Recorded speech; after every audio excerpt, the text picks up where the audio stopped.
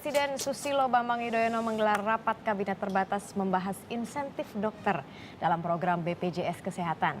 Setiap dokter di rumah sakit pemerintah dan swasta akan menerima insentif 3 hingga 10 ribu rupiah per pasien.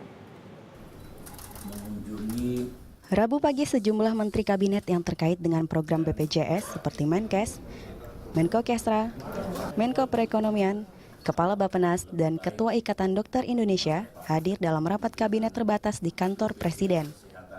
Rapat terbatas ini membahas insentif dokter usai peluncuran program BPJS Kesehatan sepekan lalu.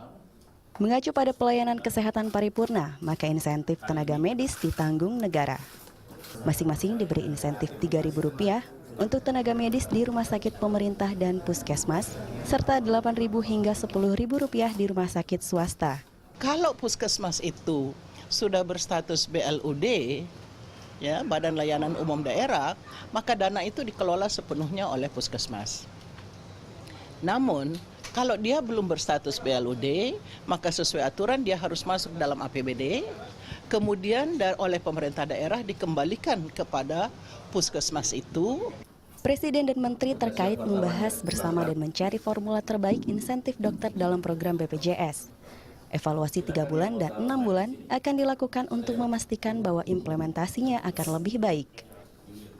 Bahwa perlu kita keluarkan aturan tambahan, aturan pelengkap dari apa yang sudah ada.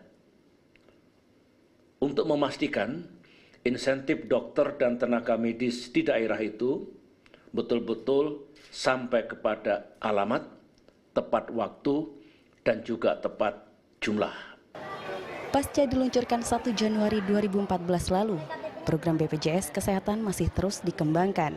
Terus dicari terobosan aturan yang memungkinkan jasa medis menerima dana BPJS. Dana BPJS ini bisa diterima langsung oleh mereka yang bekerja. Tenaga medis yang bekerja itu bisa di puskesmas, bisa di rumah sakit umum daerah, bisa juga praktek pribadi.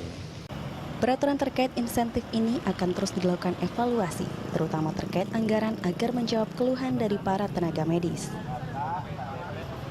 Rita Meiriani, Safrijal Irawan melaporkan untuk NET.